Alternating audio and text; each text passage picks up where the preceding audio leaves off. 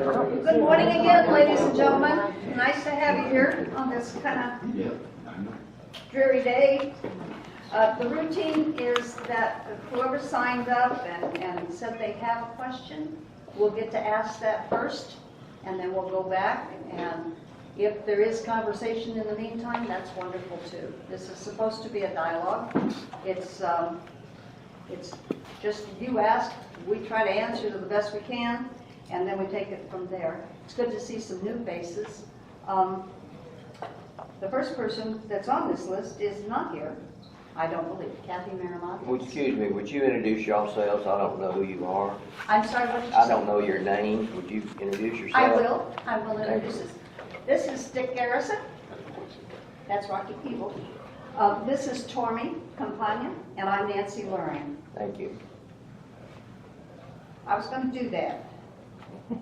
You just beat me to it. Okay. The first person who has something, and actually are signed up twice, I don't know, is Vicki here? Vicki who? Vicki Houston? Oh. Vicki? Is Vicki here? I don't think so. Okay. Well, she had a question about the lawsuits. She didn't actually ask the question. The topic was lawsuits, but she was signed up twice. Okay, next person is a Susan. Okay. Maxine, do you have anything? Yes, actually. Okay. But it's not a question, it's a suggestion. Okay.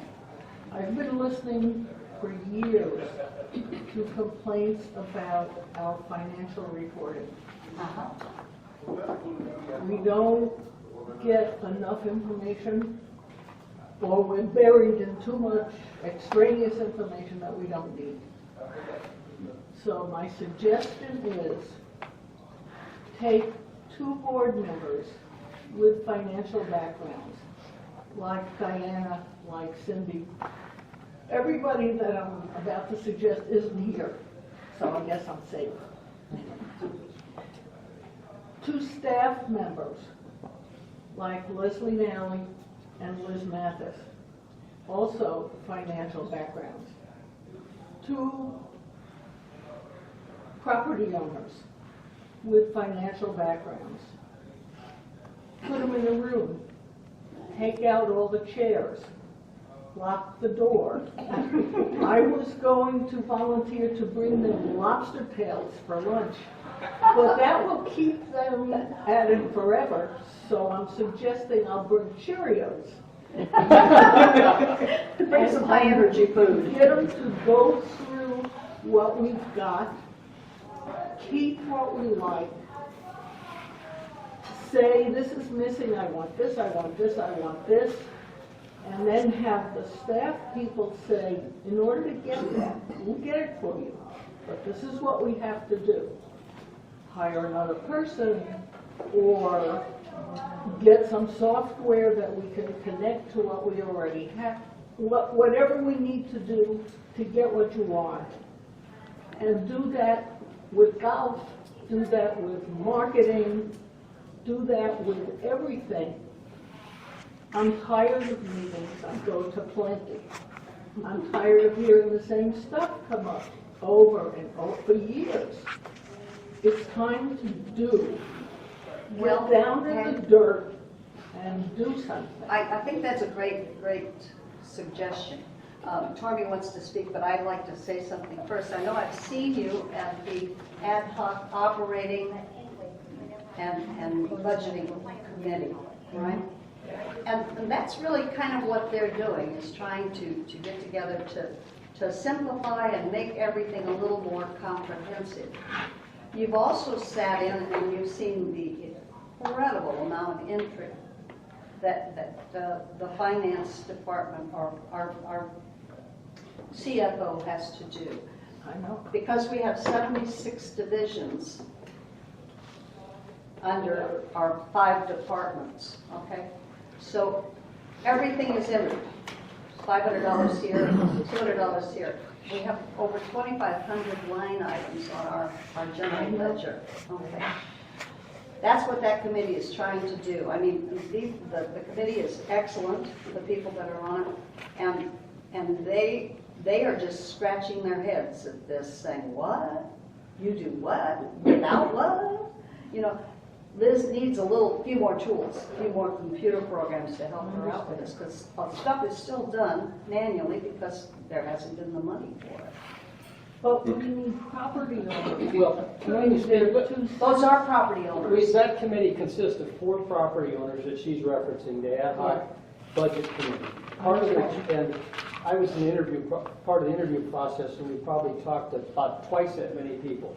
Every one of them had significant financial experience or had experience running large corporations or divisions of large corporations. And one of the things that we talked to them about specifically we needed was a better form of presenting the financial information.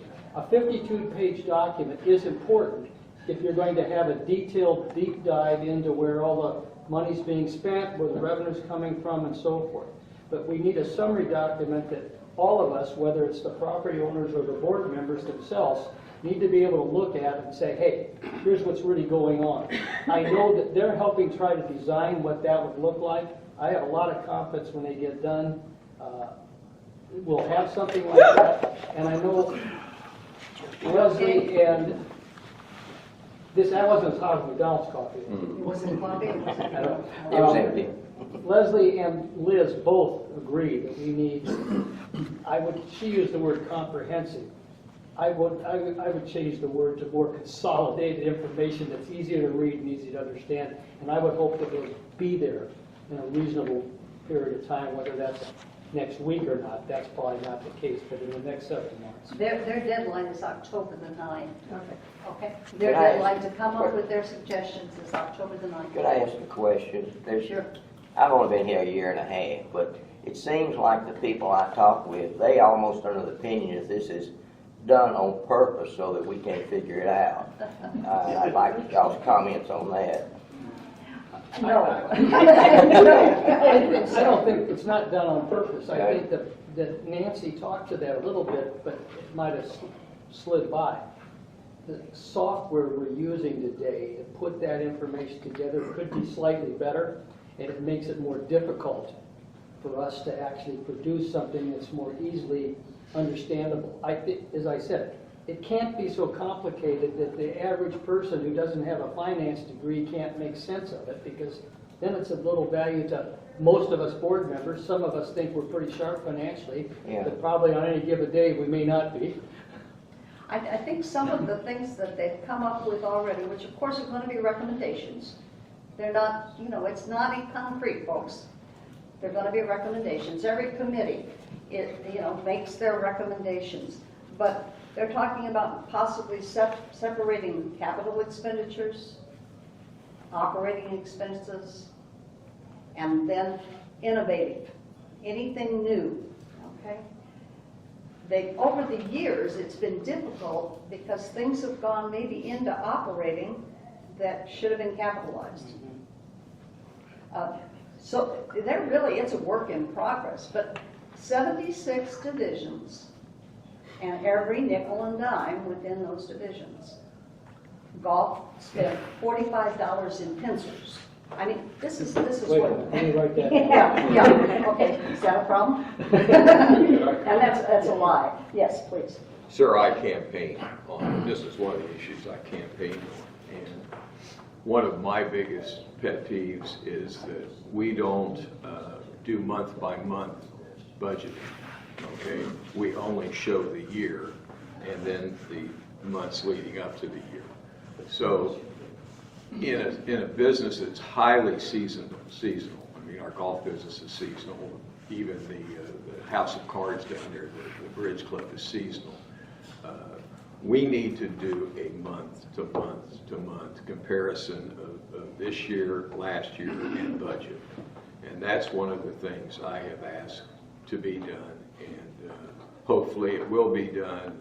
We originally tried to get a finance committee that would do just that, and now they've got the compromise version of that. But let's hope it all comes out. It would seem like that would be one of the foremost things we need to do, because how do you know when you spend money or not spend money, or what's coming? Well, or how you're doing. And that would be one of the easiest things to do. It would not be impossible, not at all. May I comment? Certainly. So I haven't been here that long, as you know. But I have studied some of the files available that were on the old website, and many of those were financial monthly reports and budgets and so forth from the 2010 to 2014 era. The era when supposedly we didn't know what we were doing, we were running out of money, we couldn't make payroll, yada, yada, yada. You know the drill on the speak that comes out. But it was my observation that the data that was presented was much of it month to month, like Dick is asking for, and it appeared to be done on an Excel spreadsheet, more or less. So now we have a new fancy computer program which costs something like $250,000. I don't know what the number was, but you know what I'm talking about, that came in the last couple of years. And now I'm hearing people say that we need a new computer program or some additional computer program or something to further assist. But you know, most of us are in the age range when in 1969 we sent men to the moon. We did that with a slide rule, people. We didn't have big computers, we didn't have fancy programs. All I'm saying is, why are we in this mess? Why hasn't it been fixed in the last 5 or 6 years? Well, that's a good question, and we're new on the scene. No, Yeah, not that's fancy. a You've year been and a here half. 2 years. A year and a half. I don't think we can answer your point. I can just suggest that the intent is to get it to where it's more understandable. If we don't do it, I'm going to be extremely disappointed, and I know Dick is also. And I'm pretty sure everybody in this room is going to be extremely disappointed. Well, again, visit this committee. It's an open committee. I mean, you know, you can visit this ad hoc committee and see what they're doing and the direction they're going. It's a sharp bunch of people getting together to try to get these kinds of problems figured out. It's not a new system, by the way. It's an add-on to that system. There are add-ons which make this wonderful that it's compatible and can work that way. What's it called? I don't know. Oh, The committee? no, the computer program. Totally. Totally, okay. Okay. I see that Kathy walked in. Kathy Miramontes. Did you have a question, Kathy? No, I'm just observing. Okay, all right. Is Steve Philo here? Yep, that's me. Hi, Steve. Hi there. Board decisions regarding HR.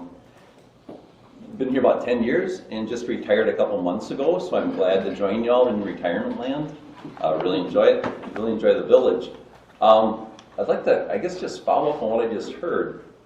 What I heard is that, and again, a lot of organizations, and everyone would go to department managers and say, hey, what is your projected expenses every month, so that they could get a feel for when there was going to be a peak in expenses and that type of thing. They do keep that data. The departments do keep that Okay. data. They keep it, golf, for example. Right. They keep it by the golf course. It doesn't come to the board level because or the community I'm level. confused. What is your exact question?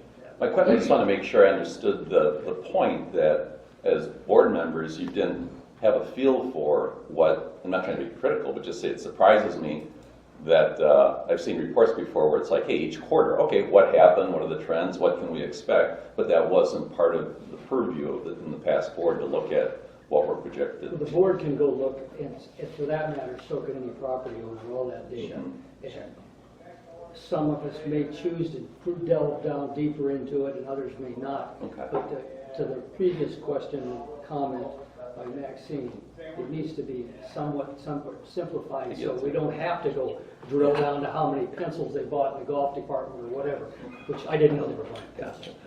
So my question, I got you, okay. So my question would be. Oh my God, did I let something out? Oh, it's okay. So my question would be, I kind of heard the rumor that there was a vote to extend, make it be where it had to be so many board members needed to approve if there was a decision regarding the CEO. Is that a rumor or is that true? That's true. Very It true. was in new business at the last board meeting, which, Okay, I don't- when it's in new business, it's a discussion issue, Okay. okay? And then next month we'll vote on that. Wait a minute. I don't No, think it's so. that's what he's talking What about did you for say, 6 contract. or 7? Right. How many board members are there? There's There's seven. Regarding the Okay, so I- CEO, It not- changed to Five. 5 to 7. 4 to 7. 5 No, of 7. no, you guys aren't, you're not hearing. Let's back up a minute, It was Nancy. talking, the question was regarding removal of a board member? No. No, No. CEO, Hearing it. CEO. So start over. Oh, yes. Sure. What is your question? My question is, I heard that there had been a change that it took 6 of 7 board members to make a decision regarding the CEO. All I wanted to do is understand, one, is that true? And second, what was the logic behind it? What was the business logic as a board to say, hey, let's increase that to Well, the be? first part of your answer is, the contract reads, for those of you who have read it, that it does take 6 of the 7 board members to make a decision around the CEO. Mhm. But that's only in one area, okay? And that was if you wanted to remove the CEO.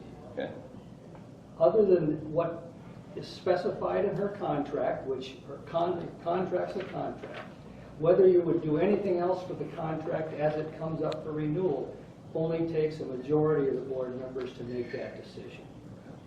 And that change that you talked about is, I believe it was implemented in the last contract, the 6 of 7. Yes. It was during, when I was here, Okay. not them. But the logic at the time, as I understand it, was she'd been in her job a short period of time, and they wanted to ensure that a new board, and there's some logic to this, not saying I necessarily buy all of it, but let's say there's some logic to it. I To make think sure- I need to speak to this also, since I Okay, truly fine. was Let me there. finish what I'm saying. Let her have a 2-year window to where we can really see if the work she's doing is making progress. I believe that was part of the logic. At least that's what I was told by the board chair. okay. Um, So, That might have been part of the logic. The rest of the logic is that we felt it should be difficult to remove the CEO. Well, that makes Why? sense. Why? I mean, majority is difficult. Very important position, and I cannot speak for everybody on that board at that particular time. But it should be difficult to remove the CEO. She had done and is doing a very good job. Your In opinion. your opinion. Your opinion And now. I think that's about 10%. Evaluations and what she's done. I'm not going to argue with you or defend her contract. Okay, I'm not. I was there, I was part of it, that's the reasoning. But I'm not going to argue with Well, you. can it be changed by the board members now? A majority, No. can they Not change Contract it? can't until be. it, which is That's March. And it can be changed, but it's a negotiated contract. Therefore, What year? she says, She has I'll to agree agree or to I it. won't agree to it, so. So Nancy, She is it doesn't true that agree it was a to have that unanimous contract. decision by the board and all board members bought into the decision? No, you can I always don't change. recall. No. I don't recall. There were several things. That is what I understand Tom Weiss who had said at his final board meeting, which We this all contract agreed was signed right in before. whole on the contract. There were individual parts of it that we did not agree completely on. But as far as the contract and renewing it and extending it, yes, we all agreed on that. That's it. I'm not saying any more Can about we it. ask a question about the extension of the I contract? get a follow-up? Go ahead. I don't normally do this, but I read I it. just didn't want Can we have to. respect, can we have respect for the volunteers who are up here doing this morning on their time and talk one at a Thank time, you. instead of everybody yelling? Especially Dick. Raise your hand. The answer to your question, any contract, whether it was Leslie's or anybody else's, can always be renegotiated at any point in time if both parties to the contract would agree to do it. Is there a point in the contract where it says that it's automatically extended if it isn't renegotiated by March 31st? Yes. Is that of 2020 or 2021? You know what I'm going to suggest? Because you can go review that contract, word for word, I did. is that you go and make a request to do It's that. ambiguous. I don't know if it's 2020, March 31st of 2020 or 21. 21. It's 21. For sure? Yes. Like, you don't have to do something as far as the board is concerned for it not to be extended. Who in here has read the contract? All right. Why don't the rest of you go read it too? If you have more questions, or reread it. I'll answer your question more specifically when everybody has a right to read it, but about when decisions have to be made in it, okay? Because I've read it multiple times myself. So you're comfortable that you don't have to do something by March 31st of 2020? I'm comfortable with that. Okay, that's fine. Are there If we other, choose to extend it, we do. Oh, if you want to extend it, fine, as long as it's not automatic. I read it, it's automatic. It's automatic, but I don't know which year we're talking about as It's far a as. 2-year contract, and But it that's will not a automatically contract. renew at the end. Nancy, End of the contract. Guys, The way I read it. Okay. Yeah, it's you not said you 10 years. voted to renew her contract because she's doing a good job. Yes, I did. A lot of us disagree with that. I do not think she's doing a good job at all. I know, and that's fine. Okay, that's fine. We thought she was, so, and we think she is. That board. But, Who is we? that's why we want to elect them. right, we are supposed to tell you what we want,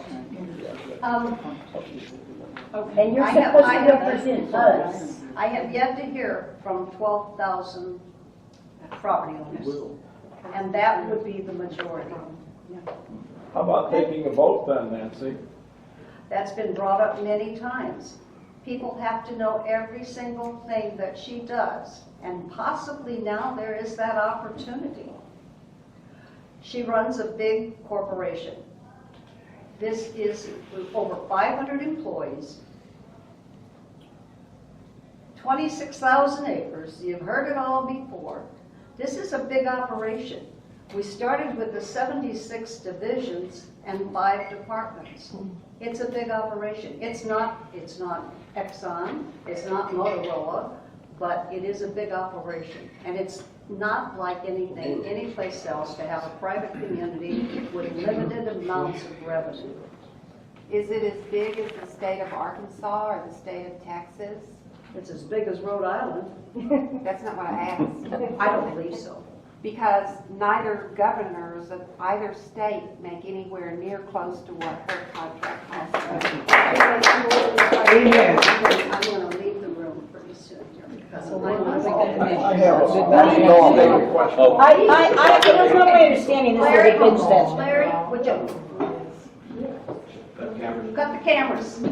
Cut the cameras. I thought this is supposed to be where the villagers ask questions. Well, But it's you're turning into a asking bitch But what session. you're doing is they're accusatory questions, and you're causing me to try to defend something that I don't That's want to indefensible. defend. It's not indefensible. But I'm not going to defend it because it's only going to create an argument back and forth and back and forth. We've opened a dialogue. It's time to end this particular dialogue. We're trying to tell you what we want. I know you want to fire Leslie Nally. No, let her contract be up and don't renew it. That's what we really are wanting to do. We want her to resign. Because we don't want to have to pay her like we paid Twigs and God knows how many CEOs or general managers, as I call them. We paid contracts out, which is dumb as a rock. So when you renewed her contract, was dumb as a rock. I called Tom Weiss about this and told him, don't renew that contract. And I think the people of this village spoke in these elections. That's why Dick is sitting there. That's why Potowitz is sitting there. And there's two, and Tormey there is sitting there because these people didn't want this done. All these covenants that you wanted to change. You know, a lot of this stuff probably would have been changed if we wouldn't have had this person running this village. We wouldn't have all this dissension in here. We wouldn't have all this anger in this group right here if it wasn't for that woman. And you people who put her in.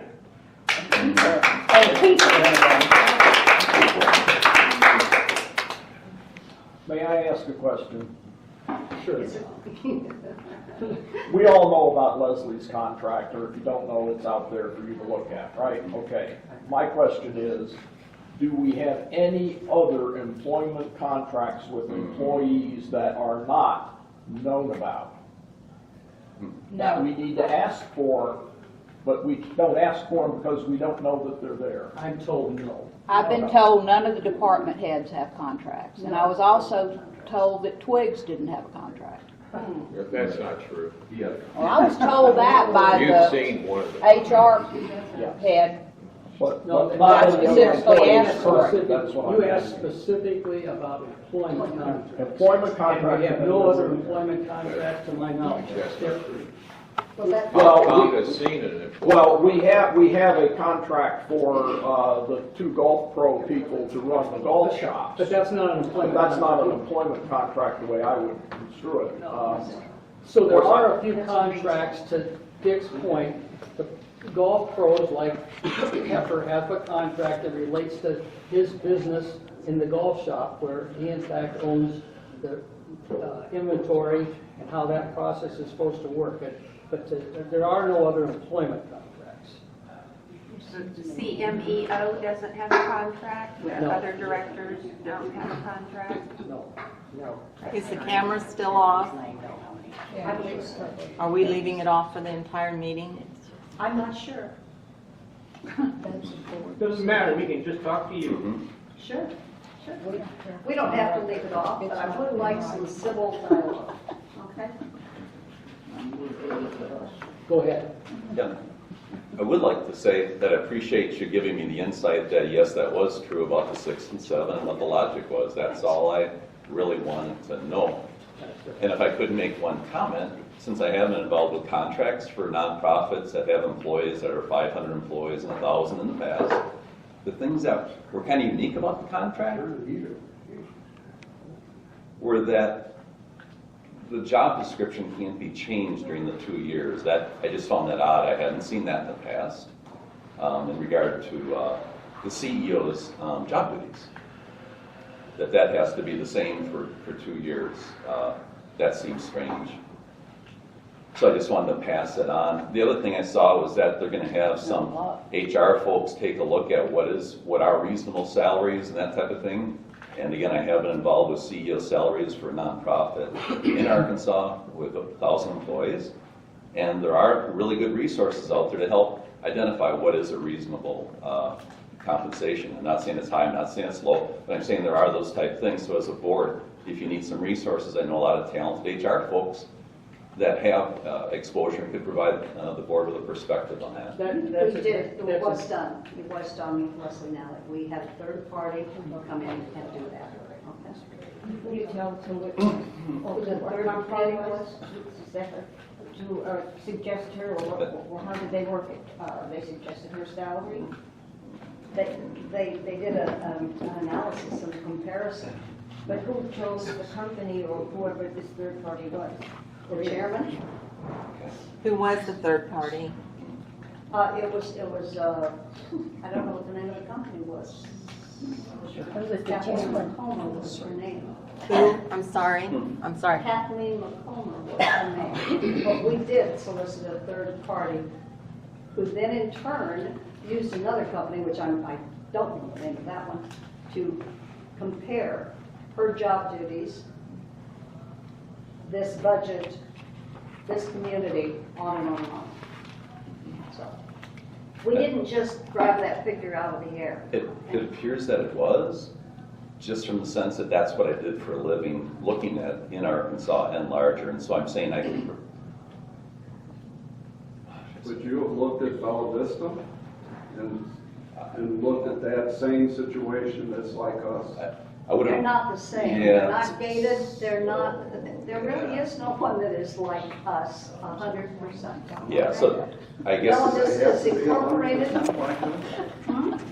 What? Well, who did they look at? And if they, Bella Vista, I mean, it's a retirement They community. looked It's in at Arkansas. budget, they looked at employee numbers, they looked at location, they looked at revenue, they But looked they at didn't look at everything. Bella Vista. I would have been interested in knowing. You know, this is over twice the size of this place. I have property up there. We got at least 30,000 people living there. We got 13,000 living here approximately.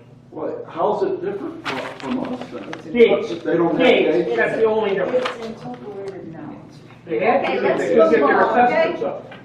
Let's move on. The truth hurts, doesn't it? I'm sorry, what? The truth hurts. Yeah, it does. Excuse me, I want Okay. one quick question. That was fun. Here's Okay. the gentleman has a question. Go ahead. Just a quick question. Is there anything on file as to what her credentials were or resume that she sent in to be qualified for this position? I'm sure there was. I didn't hire her. Well, I'm just wondering, was anybody's knowledge, is anything on record? She was originally hired as OVM. CFO, and when Twigs left, she was given the job as CEO. I'm talking about like, There is a Personnel resume, and records, actually have a and, copy of her you know, resume. okay. as far as I'm concerned, those should be private.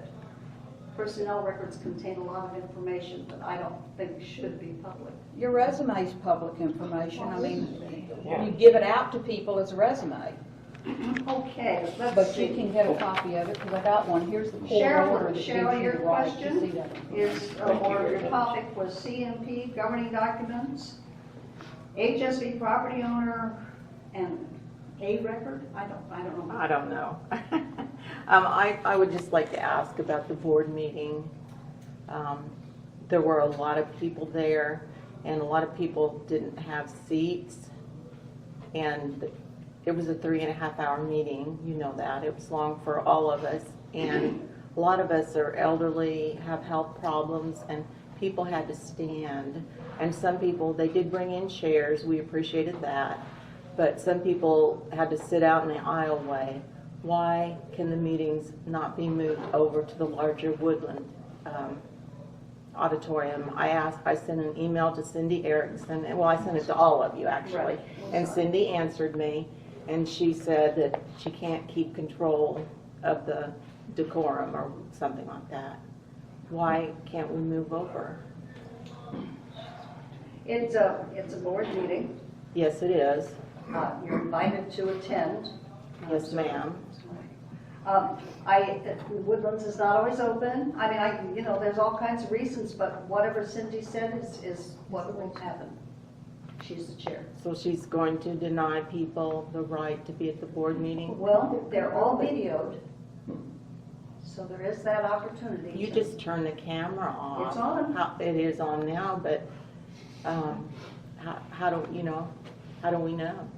And there's been times when Ask the Larry. meetings weren't posted because I assume that the board or staff or somebody didn't like what was said during the meeting, and things have been not posted. Or technical problems with the equipment. I mean, just to rely on the video isn't necessarily. Well, I'm just saying best that thing is to a do. supplement. That's a supplement to allow more people to see what happens at board meetings. We appreciate that. Why can't the videos be closed captioned? There's a lot of people in the community that are hard of hearing, and there are deaf people that are deaf at birth, and it's hard for them to follow a meeting that's not captioned. You did close captions. I do yes, I do. How do you do that? Well, it's just a little switch on YouTube. It's just a little box you check. And then it comes up closed caption? It's very easy, costs no money, takes 1 second. The cameraman. Let me address that. I've addressed it before. Closed captioning is very easy to turn on YouTube. The problem that we have, the problem that we perceive, is because I'm using 2 cameras, because there's a lot of ancillary noise in the room, that the voice recognition software that does the closed captioning is done by voice recognition. It hears something it thinks it hears, but because of the situation in a large room and all the different noise around, there's a question of the accuracy of the closed captioning, and so far it's been felt that because there may be inaccurate closed caption on the screen, it might create some kind of problem. That's been the reason so far. It has nothing to do with the technology. It's true, all you gotta do is flip the switch on YouTube. Have you ever turned it on and then before you actually posted it and looked at it and it's... I have not, because I do not post it. All I do is furnish it to the IT department. It's up to them. If they want to turn it on, they can turn it on. That's not my call. I'm just telling you what technology, and right now, that's their explanation as to why they're a little bit concerned about, I mean, if it were a room where there were 3 or 4 people talking, no problem. It'll pick it up. But when you've got all the back and forth and all this stuff, that voice recognition goes haywire. What were you going to say? I was just going to say, closed captioning is not 100% accurate. It really isn't. And, but hard of hearing people, they know if someone's saying she said and the captioning says cheese, like food you eat said, they know how to determine that. And I think a disclaimer could be put on the video that this may not be 100% accurate. And you would serve a lot more people that way. Seems like this is a segment of our population that we're not serving. And Cheryl's suggested that many times, and I think it's an excellent idea. I'd like to say Just something, as a Nancy, if I could. Sure. I think you have a very valid point. I watched a very lovely lady I met after the meeting, Min Daly. I don't see her here, but if any of you know her, she's a lovely lady. She's no kid, and she stood through the entire 3-hour or so meeting, and I mean, I admire her for that, and that's to your issue. But on the other side of the coin, we can't control, that group. What would it be like in the Woodlands? I don't know the answer to that. I didn't weigh in on the decision on that because I don't know what's right and what's wrong there. I just have that vision of this lady standing there through the whole meeting, and God bless her. I mean, she was a trooper for that. Analysis I'd like to play out to what Dick was saying. Most corporations, whether they're private or public, hold monthly board meetings. And those meetings aren't in auditoriums. They're in smaller rooms. I don't know who is invited or how, if anyone's invited to attend them. But they also hold annual stockholders meetings. And anybody that wants to come to those is capable of coming to them. So one solution, which probably wouldn't address exactly what you're saying, is if the board went to having, let's say, an annual property owners meeting at the Woodlands, where we talked about what we saw the vision of the future be, or some opinions of that nature, and gave some opportunity for the property owners, not for 630 that the Woodlands would hold, to all ask questions, but at least to do it in a wider form. I see you nodding your head, that maybe that's the one way to possibly address getting to a bigger audience, at least on some level of frequency, but surely not every month. Do you mean in addition to the monthly meeting? Sure. I have a suggestion. If we hold the meeting at the Coronado Community Center in the big room, and we have side rooms, and we have TVs, so people are hearing real time what's going on, because there were not enough seats in the big room, but there are other rooms available. I don't know how you can control 10 people all talking at the same time, because you hit a hot topic. So I don't know what would happen with closed captioning. It might just be better than nothing. I don't know. Well, I don't want to, go ahead. Well, there's a lady here. Oh, she just said that what I was going to say. I don't want to solve a Coronado. problem.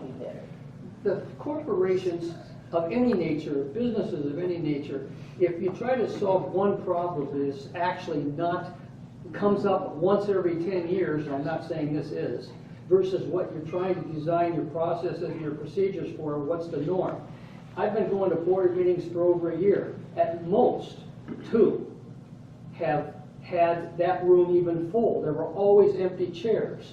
So now maybe that's changing in the future, where we're going to have board meetings where 250 people want to attend, and that would be a different story. But if past history's had the indication, the room that we're in serves the purpose. 40 or 50 people are This lady's still trying to ask a I have another thing. Okay, I want to just responding to what you were just saying. I'm still pretty new to the village. I've only been here for a year. However, every time, and I haven't been to that many board meetings, but the ones I've been to, it's been pretty full.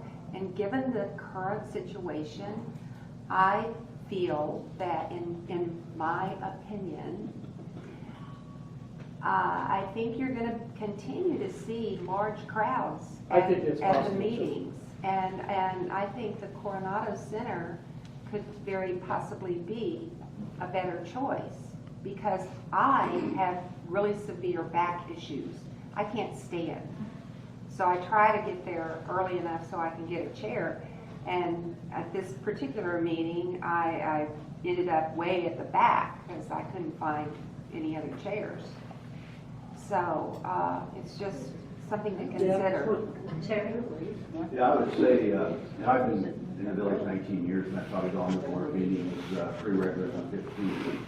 And I would say, just like this Let's Talk was opened up for communication purposes.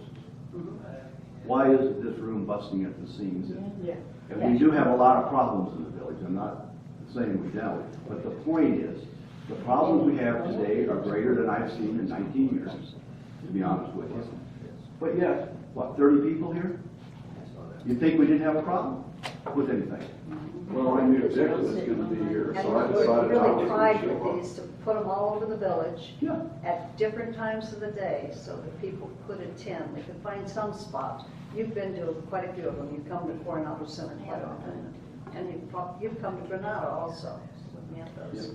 I just want to clarify with Tormey, when you're saying have your board meetings monthly and then open it up to the general public for a general assembly once a year, are you saying then that the monthly meetings would be closed? No, not at all. Okay, because that would be a disaster. We want to keep yes, that would be a huge disaster. As much transparency as we can in those meetings.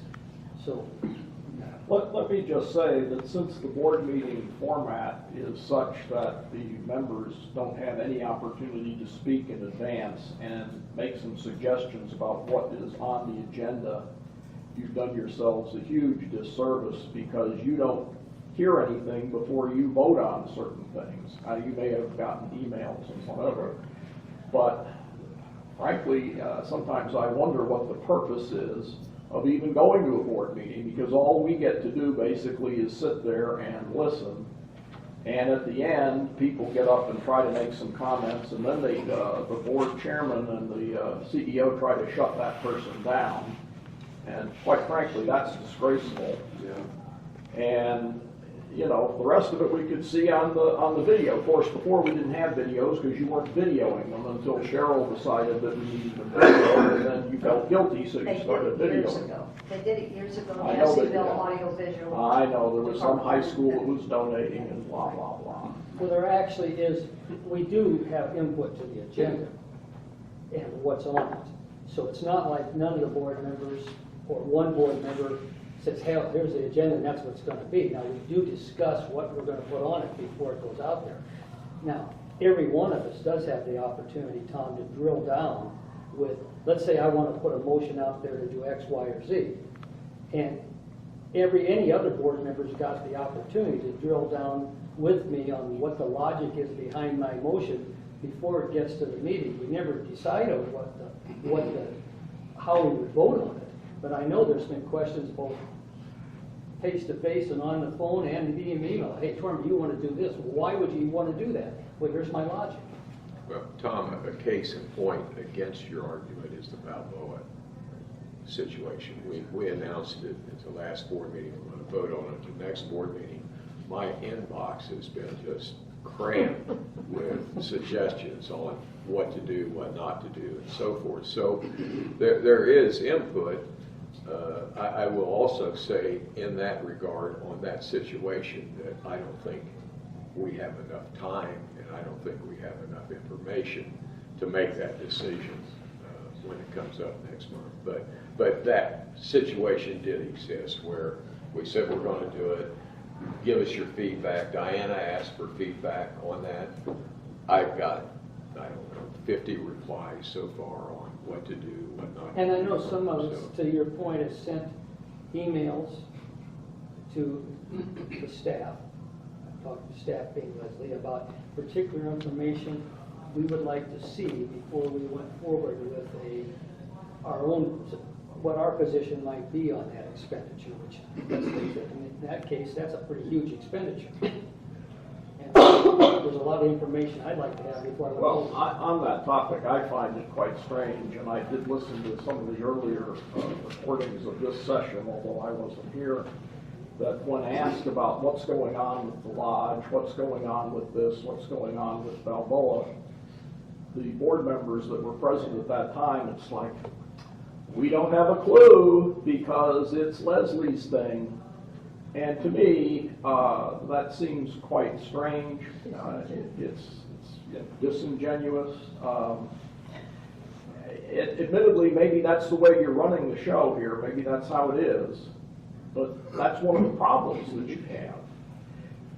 You folks should be part and parcel of this development as it's going along, so you don't, oh, well, we woke up 3 days ago and here's this plan to spend more than $6 or $8 million.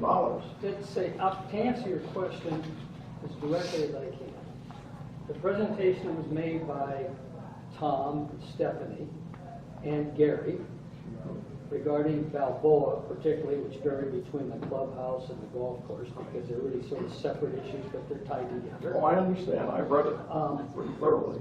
We had seen not the same, but a similar presentation ourselves prior to that. And we had an opportunity to provide input then and ask questions. That one was more detailed because they were really getting it to the point and tuning it to what they wanted to make a recommendation on. So it's not like we were blindsided at all. We weren't. And I know there's a perception out there, that's the first time that any of us ever had any awareness hardly to it. And it's not the case at all. We knew about it several months before that work was being done by the staff regarding both of those subjects and had privy to some of the work. Now, as it relates to the lodge, I think it was more a public acknowledgement by Leslie that there was no proposal going forward that we were going to invest POA dollars to build a hotel, motel, whatever inside the village. And few, if any of us, would have supported that anyway. And I don't believe that has been on the radar screen, truthfully, that that's something we wanted to entertain. But we were always tickled with the idea if somebody would take up Cooper's offer to sell them some land outside the east gate and build whatever they wanted to build out there. That'd be wonderful. And our ability to actually build sell property inside the village for a lodge, we can't do it without a member vote anyway. And we don't even have the ability to do a land lease based on our attorney's consultation to say, hey, you come in here, Holiday Inn, and we'll give you the Balboa Center, build a hotel there. Well, no one would do that without a land lease, and without a property owner's vote, we couldn't do that either. And we still have the A and Yes. the B votes. Yeah. Terry was next, then we'll come to Yeah, you. just a quick comment. I try to stay off of the email to board members as much as I can. I seldom send any because I know they get covered up and they got life to live too. So we've got the Let's Talk, but I am surprised at a board meeting, and it's been stated, and I don't think it used to be this way in the past. If I had a question, the board would answer. Today, the board position is we will not answer a question. We'll take your comments, and that's it. That's very different to me. I don't understand that one, I guess. I think possibly in the work sessions, they might have responded that way. I really don't. Well, that could be too. You know, but you do see what happens when you create that dialogue. I think we would have been there till 5 o'clock. When you start a dialogue. Maybe you need some till 5 o'clock dialogues to get the 5 o'clock around in the right direction. I was This just gentleman going was next, and then just comment on attendance. My neighbor was coming, but they read in something that you had to pre-register to be here, and there's going to be limited to only 40 people. They said that, well, it'll be full. So so that's why you don't have, I don't know who's in charge of that, but I think that could be looked at. Did anybody come? They just couldn't maybe answer questions. There is a registration, and I see a lot of people that didn't register, and that's perfectly fine. We've got room, come on in. We tried to limit it to 40 people so we could do exactly what we're doing. And I don't think the limitation was 40 people in totality. Yeah, it was. The limitation was 40 that could potentially ask questions, and others could stand around. No. And the reason for that was so that it was a more intimate group. I mean, like, we can see everybody that's asking questions, and you know, just so that you actually do have a dialogue. Kathy? To address that, I think that is very fair, that they limit it, and you know that it's limited. You know if you want to go, you know you're going to, and you have a question, you're going to write it and you're going to bring it. But to address board member type things, I've been a board member for 19 years in California, whether it's here or not, it doesn't matter. Board members still do the same things. And president of the board for 17 years. Also on the board of a national organization, 2 terms on that for 4 years. Board members can't just answer your question. If you go up to Nancy and you have her a question, she really can't give you an answer unless it's already been done and over with and there is an answer for it. If it's something that the board has to discuss, board members are only board members in the boardroom. They're nothing more than your neighbors outside in the grocery store, at the gas station, whatever. So to assume that because you ask a board member a question and they didn't give you the right answer or the answer you wanted, that they're not doing their job. They are doing their job. They're doing their fiduciary duty and their responsibility. As homeowners, you have your responsibility to send questions to, we had a property management company, all homeowner associations in California, and I came from Orange County, 5,000 homeowners associations, and I sat on that board. If you have a question, you send it to your property manager, who disperses that to the board. The manager, which would be Leslie Nally in this case, has to get that out to the board members. So you have that and plenty of time to look at your board packet and be able to have the answers when it comes time to vote on it. They don't deserve, and I certainly don't feel I would ever deserve to sit in such rooms of hostile people. You have questions, ask your questions, but don't get so aggravated and upset. Why are we hostile? That's the point. Well, you don't need to be hostile. And it's very upsetting to everybody. Not everybody. You don't speak for everybody. You say we, the village. You don't speak for everybody. You don't speak for me. You don't speak for different people. I don't mean to crosstalk. I'm just talking. I see hostility on both sides. I have a question. Yes, sir. Thank you. Does the board feel that the property owners are hostile people? Do you act like, I heard a comment, we can't have it at the Woodlands because we can't control the people that are there. Are you really afraid that are we bad people? Are we deplorables? No. We're annoying people. No, you're not deplorables. I think we're reasonable people. You're not deplorable, and no, we don't feel that way, but I'll tell you, but Tom thinks I've been on the board for 2 years. I have taken an awful lot of verbal abuse, nothing physical, but a lot of verbal abuse, and there have been threats, and there are threats. We shouldn't do that. No. And the reason I'm here is basically to back up Dick, because I'm happy with what Dick's doing. And that's why I'm here. I'm not here to say something bad about somebody else that I disagree with, but I do want it to be known that there's a lot of people that really appreciate what you're doing, Dick. Thank you. Did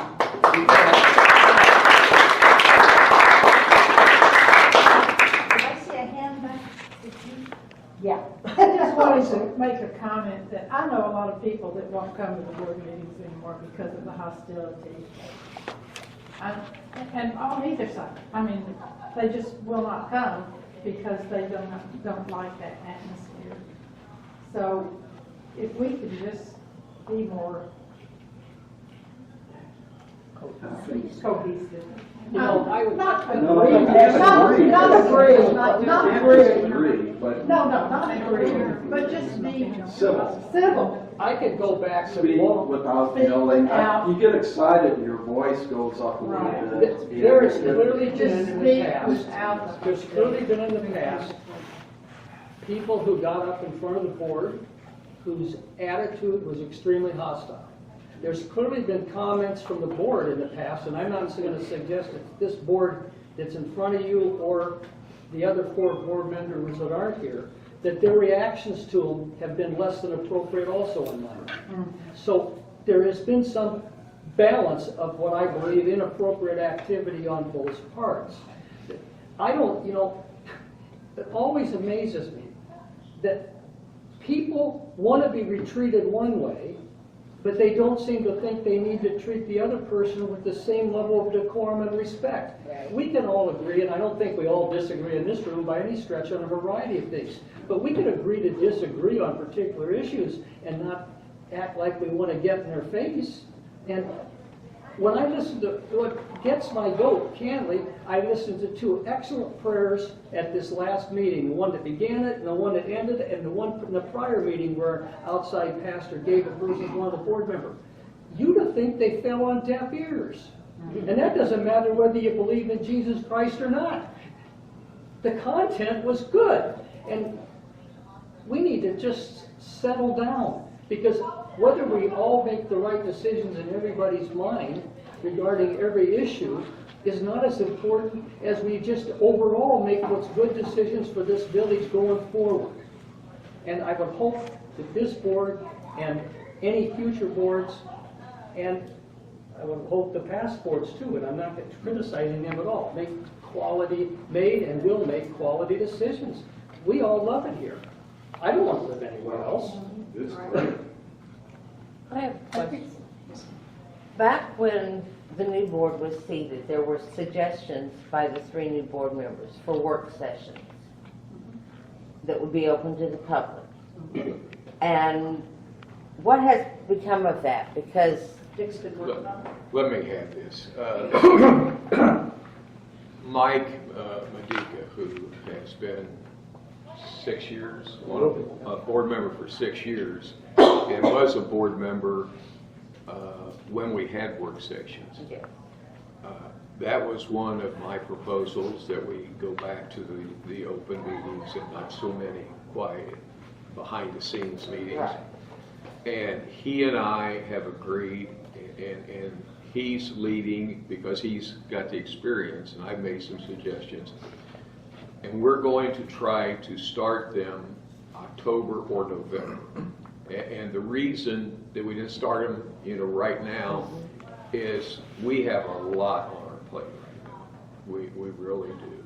We have many things that we got to get off the plate before we can take on the other responsibility of having the open meetings, because those things require more preparation and so forth. So anyway, to answer your question, I'm almost positive we're going to have them. I don't think anybody disagrees with Mike and I's position. I think that will happen October, November period, and I'm happy with that. because I think that you would be able to answer a lot of questions during the work sessions that might prevent some of the hostility during the board meetings. That would be wonderful if that would work. In the past, the way the work sessions worked, it was just a regular meeting. There was an agenda, there were minutes. You could go online and look at some of those work session minutes. Right. It was a different way of producing the minutes. They're very detailed. And that's good. Everybody that got up to speak, Bussy was here during that time because I remember reading his name, but it says exactly what he said and what his comment was. I think somebody was first, but I don't know who. Mary? Yes, right. I just wanted to kind of go back to what Tormey was talking about. In my opinion, the hostility is a result of the people feeling unheard. And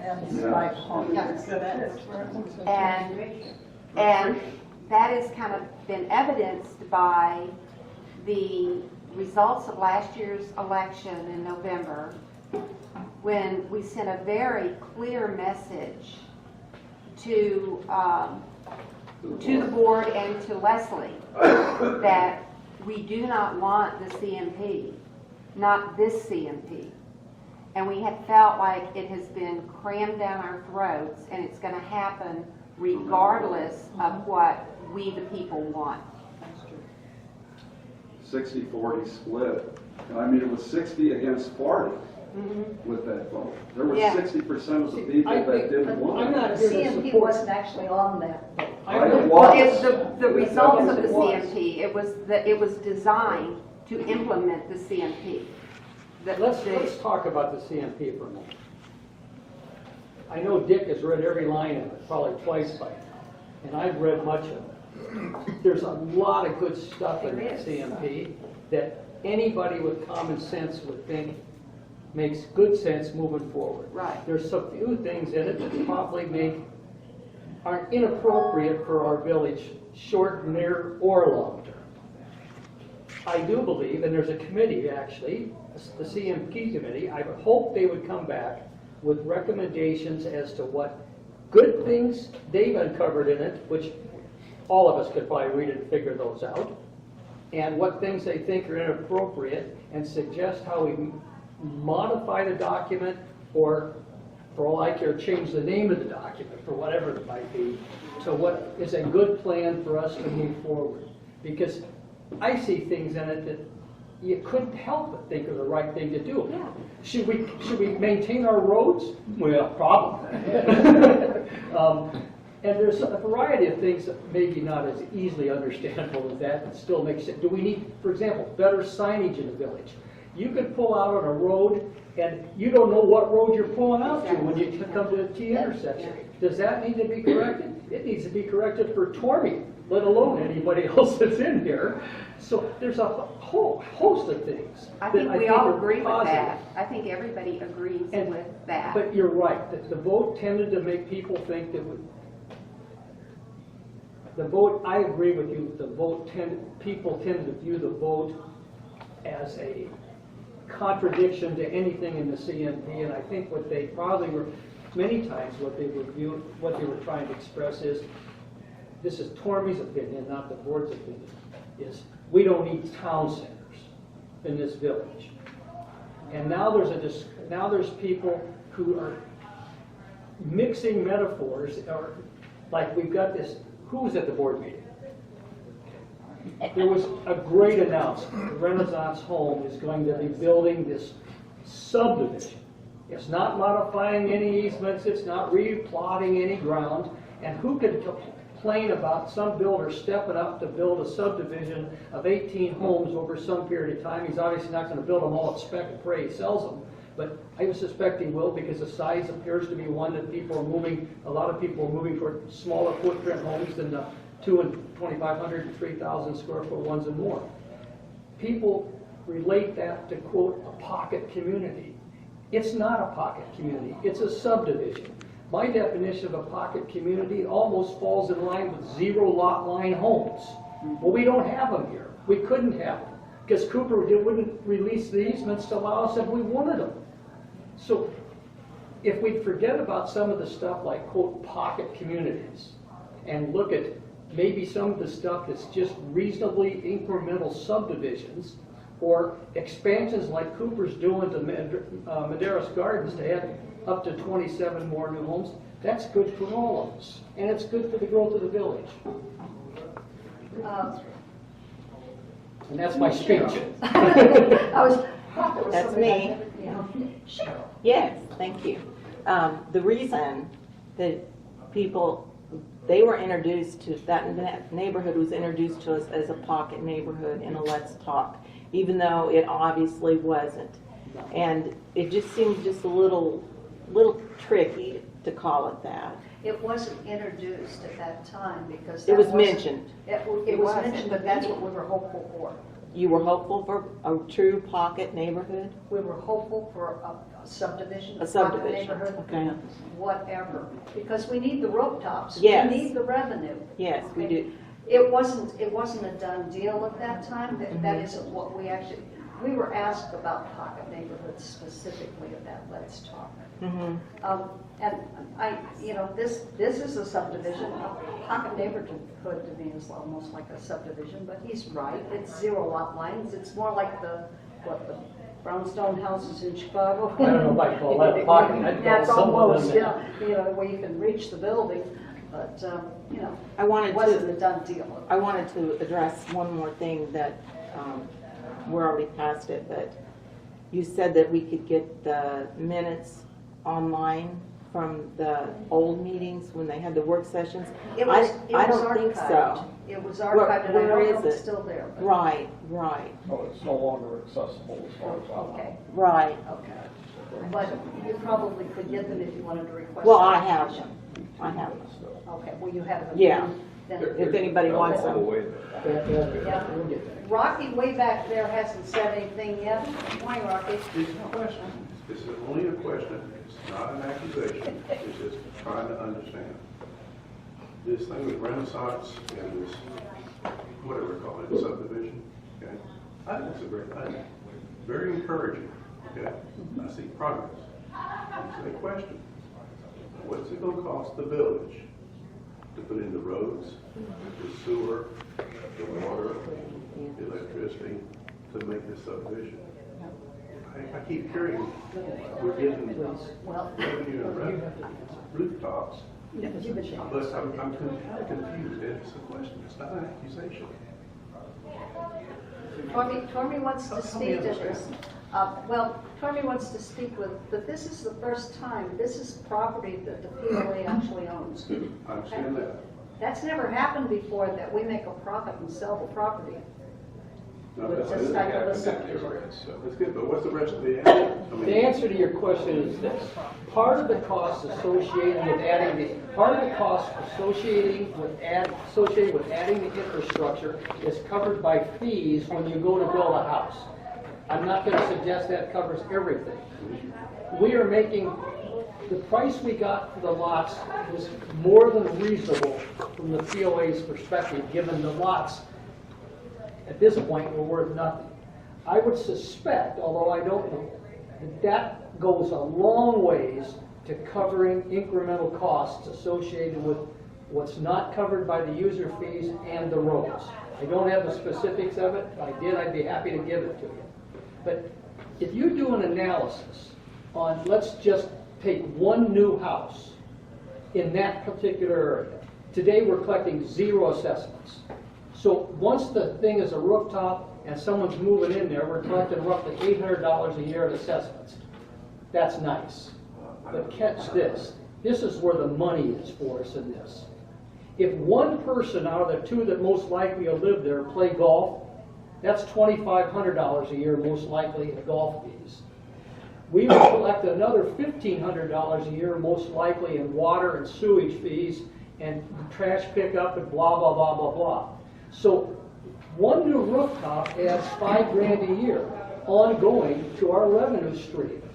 Even if we lose a little money on the front end to put a road in or put in sewer systems, we're going to make that back in more than a reasonable period of time. okay. I've got 2 things I will say. First of all, this is the second session that Nancy has run that I haven't been. We get answers. We ask the questions. Yeah, it got a little dicey early in the meeting, okay? We voted, I'm part of the group that voted Nancy in. I'm not gonna go there past that point. But if you guys could have answered, you guys need your board, and 3 here plus the other 4, or your contract employee, Leslie. present it the way you just did, Yeah. that's a good sales thing. I mean, I would have been really embracing this thing if I would have heard it presented that way. I asked you a question, I wanted information, we got it. That is very refreshing. Thank you. Well, there's more. There's another developer named Jay Allen who is doing, or has done the same thing in a subdivision off of Rents, if you know Rents, O-R-E-N-S-E. And he's built, I want to say 12 homes in there by buying lots from the POA at a low price and building that same small footprint house, 18 to 2,000 square feet, and he's been successful in doing that basically on his own. But there is another example of somebody doing that. But, you know, thank you if it would be presented that way. If you go down Camino, past Fresno, I think it's the first street on the road. Yes, we need to do a better job as an organization, the board and the POA, of presenting information in a fashion that is easily understandable and shows the real advantages to this village going forward, and we would get a lot less angst around particular decisions that get made. And I think we all need sometimes to put on our big boy sales hats and present it like we were making a presentation, but not got a bunch of fluff that people blow off, but true facts. Tormey had a career in sales. Yes. He's Oh, my goodness sakes, I don't know where we Can I are. follow up to I, that? If the developer would have came in and said, I want 1,000 lots from you, now what do? 24 or 17 or whatever it is, fine. But 1,000, now I start to get worried, because it you might mean not all in work. one spot? All in one spot? Well, no, let's say they have a spot here, a spot here, a spot there, but let's say that they're interested in 1,000 lots. What would the board think now? Well, I would think first off, Would you be anybody, worried? if he came in, some developer came in and said he wanted to buy 1,000 lots, he better have one heck of a good quality business plan and a bunch of big financial backers, or the guy or the woman would be nuts. That's what I would think too. Why not do 24 and see how it works? I have a question. That lady back there is not I celebrating. reiterate her concern. You see, you find us affronting you because we're upset. We're afraid that the board isn't listening to us. Would you please stand up and talk? I said hear you, I'm sorry. We are vocal in our feelings, maybe more than we should be. But we're afraid you are not listening to us, we the people out here that are concerned about our village. You, at the last meeting, you talked about Balboa. Now, I heard that very end, I wasn't there for the beginning, and it sounded like there is no money for Balboa to build this golf course. And I'm concerned because I was with a woman yesterday who lives on Balboa. She's concerned about her property values. You know, we had money to build a pool over here that doesn't affect the people who are living on this golf course, who've lived there for many years. I mean, it's a nice amenity, okay? But we didn't have to have that pool. You have hired Ms. Nally has hired people that we never had before. I heard you mention a contract negotiator in the last thing you Yeah, talked about. I mean, for these that are purpose. people, we've had a woman that is coming in charge of, from what I understand, over the golf department, over the food, over the recreation. These are all higher paid jobs we never had before. I also understand we do not have enough employees sitting on our golf courses who are getting paid $9, $12 an hour. So we don't, it just doesn't seem like you are allocating the monies where they need to be put. See, we're the governance level.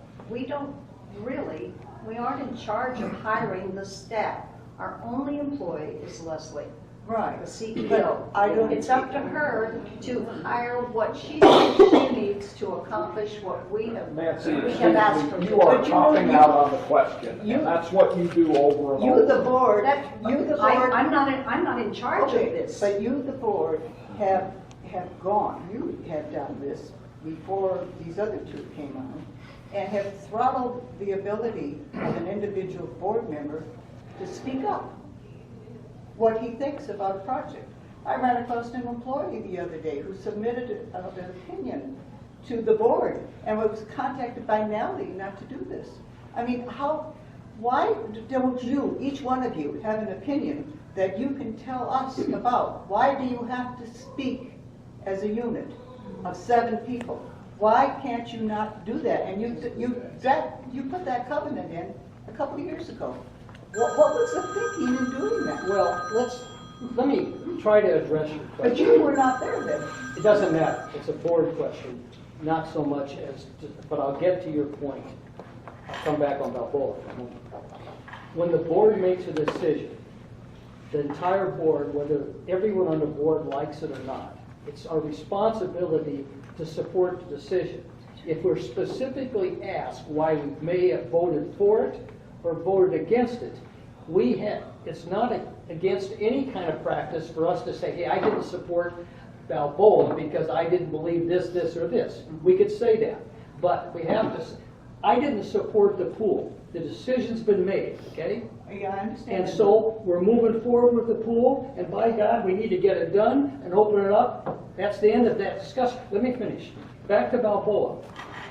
I've asked for specific information. Dick has asked for specific information. Diana has. None of us, to my knowledge, unless Nancy can tell me different, have made a decision about Balboa. What I don't know for a fact, and you hit the most important point on that expenditure, how much money is in our budget that's not spent, regardless of whether we hired a CMEO position or filled the staff that are missing or shortfall in operations in the golf course or the public services.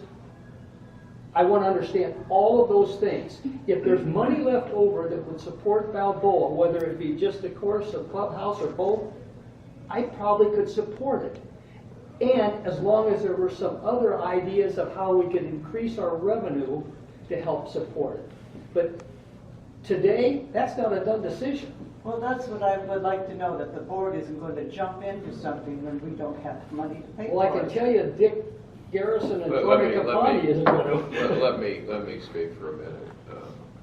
I asked informally 3 different times for Jason Temple's list of deferred maintenance. Last night I sent an email to the board and to Leslie asking formally for that information, because without that information we can't even discuss doing Balboa. And I live on Balboa and have been mad for 12 years because we've kicked the can down the road, and all the other boards did, not to fix that things. And now we've got a month to make a decision, and we don't have the information to make that decision. Then don't make it. Well, we won't. I mean, I'll vote against something I really want because I don't know when the other shoe's going to drop. I don't know when Jason's going to come to us and say, I've got to pave 20 miles of road at $100,000 a mile, and where's the money?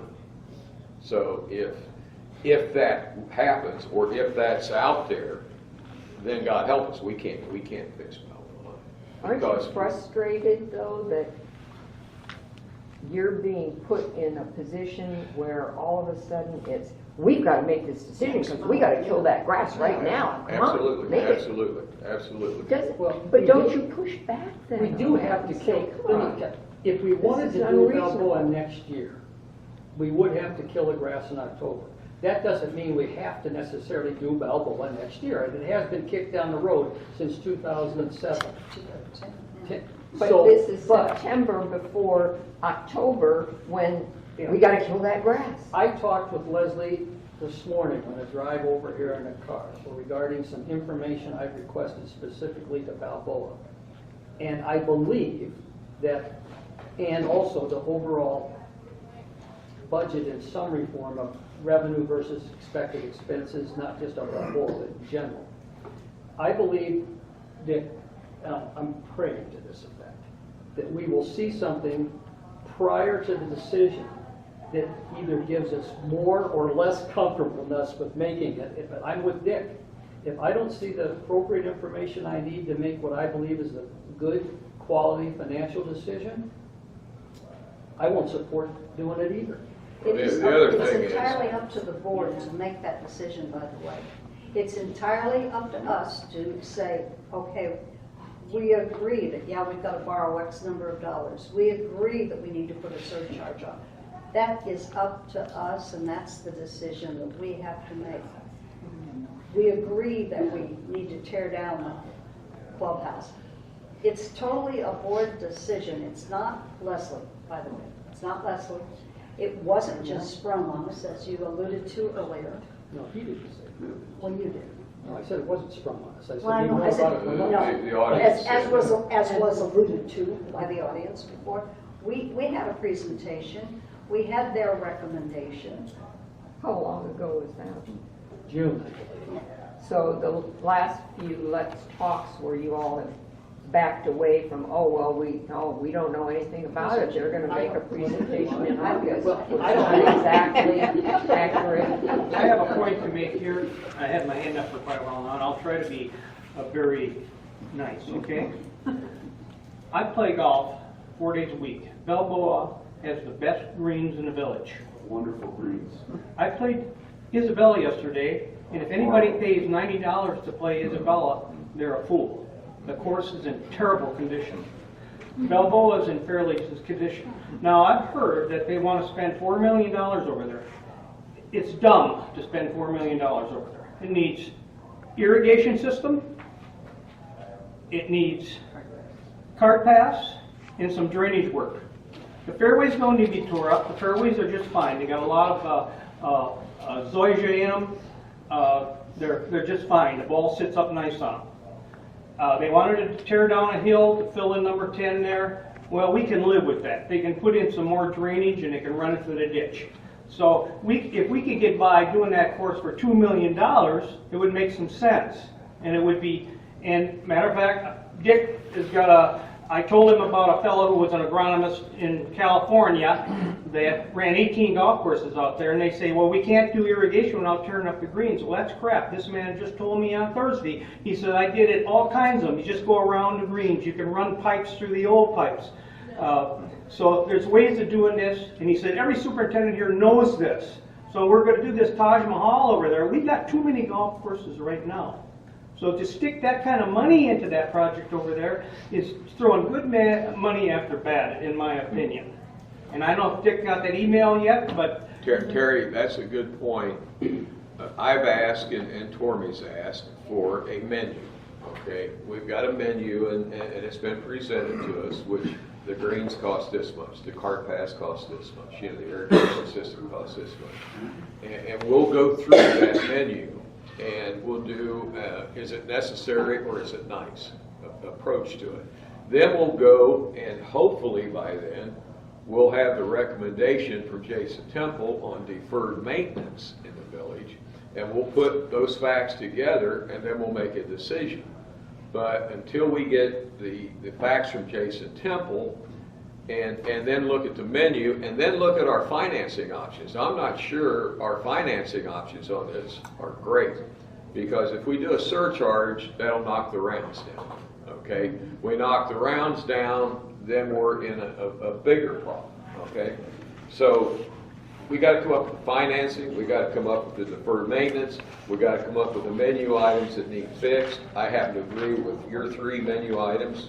I think Tormey might too, but this is a much bigger decision than just that. And it really, by the way, is a financing option. What was, I think, if I remember correctly, thrown up there were the pay for it, the recommendation they were presenting to pay for it with the surcharge, and I agree with Dick. What the surcharge may or may not do to rounds is an interesting question. And it's hard to quantify the real answer, but you could conclude if you raise prices, rounds go down. Part of it was through financing, and part of it, I believe, said a bond. Well, we cannot do a bond, by the way, because you're not allowed to issue bonds on that type of projects. You could do bonds for like sewers, but you can't legally, under Arkansas statute, do a bond. We couldn't anyway. So it has to be financed. Yeah, it has to be financed. Capital budgeting would also be considered in that for that particular year. In looking at the golf course, there is an individual in Cooper that built Diamante, Balboa, and Diamante too. I remember him talking about how it cost him, I think, $4 million to do Diamante. He's still there. You can talk to him anytime you want. Did anybody get Ernie? I think his name is Ernie. Ernie's. Right. Did Ernie get involved and take a look at what's going on and make any suggestions to Leslie and the other golf people? Well, to answer your questions, I haven't asked specifically about Ernie, and I don't think you have either. Yeah. But we've had several qualified individuals come forward with their take on, the situation. Terry's got another guy that will come forward eventually, and we'll get his take on it. And all that'll go into the stew, okay? All that'll be part of it, and we'll share it with everybody, and we'll look at it together. But it's a very, very complicated decision at this point. All this in less than a month, how are you going to do that? Well, we've been working on it, what? Couple months. But at least Tormey and I have. Just one comment. Next year is our 50th anniversary. We're hoping to have a better golf season. And yet, Balboa being taken offline during our 50th anniversary just does not make sense. That's one of our premier golf courses. you sent an email. Not yet. But seriously, it doesn't make sense to take off. Well, and I played just last weekend on Balboa, or reasonable assembly of playing. There was nothing wrong with the fairways. They were beautiful. The greens were immaculate. For August, they were truly a nice course. The only problem was, and we all know, is that the cart path is a disaster. And it's a disaster waiting to happen. So at this point, since we don't really have a lot of money and financing, why could we not just fix the cart paths and wait another year until after our 50th anniversary, where, as I say, hopefully we're going to have more rounds of golf next year because of that, and then take it offline where we're not taking off a premier course. That's one thing on the table. And to your point on the, one of the challenges, I think, Dick, and correct me if I'm wrong, we think there's three things that are critical. One is clearly cart paths. Right. They're terrible. I have to buy new shocks for my cart. I wish it had shocks. Anyway, my rides. Right. The irrigation system has a problem. Yes. And the drainage on several holes, to say the least, is a disaster. 10 in particular. Right. If you start fixing the drainage problem, this is what we've been led to believe, which doesn't seem unreasonable to me, and the irrigation problem, you're going to be tearing the fairways up anyway. And if there are fairway issues, then why do it twice? Why not go to fix them? But I know there's a difference of opinion on whether there's really a fairway issue, how bad the fairway issues are. I mean, some people tell you that definitely need to be replaced. Others will tell you they're just fine. And I need more information. Right. The fact is, we've asked for a direct tour by Gary and Juan, and they've given us some dates to do it. And all of us are going to at least have the opportunity to go hole by hole to understand exactly what needs to be done in their perspective, but that doesn't mean what their perspective is the one that finally gets proposed. Would it be possible to have a couple of property owners go on that tour with you to hear what they're telling you at that point? I don't know. One thing that was mentioned by Gary was that if they do rip out the irrigation system and repair, the greens will die. Right. So then the greens need to be. We don't water them in the wintertime. We could do all this work in the wintertime. We got a 6-month period there where those greens aren't watered. That could all be done in the wintertime. We know it's not like Wisconsin where you get a foot of frost. We don't get any frost here. They could do all of that in the wintertime.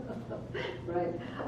Anyway, that was, But could we not run agronomist? I can't even say the word. agronomist? Could we not run new irrigation lines while leaving the old ones in place? I don't know the answer to that. I don't know the answer to that. This gentleman is there, you said you have a deadline as to when you have to decide this. If the greens are dead in the wintertime, can't you push back your deadline? They're saying that because they want to do it in fair weather. The deadline's if you want to kill the fairways. You Right. have to do it in October. Right, but if you decide, if you're still deciding, can't you push that date back? You can tell them, we can wait, because they're gonna die anyway. Well, in if you're December. gonna, but if you're, as we're led to believe, and I have no reason to think this is wrong, if you're going to replace the fairways and you don't do the kill in early October, you've pushed that whole thing to the year after.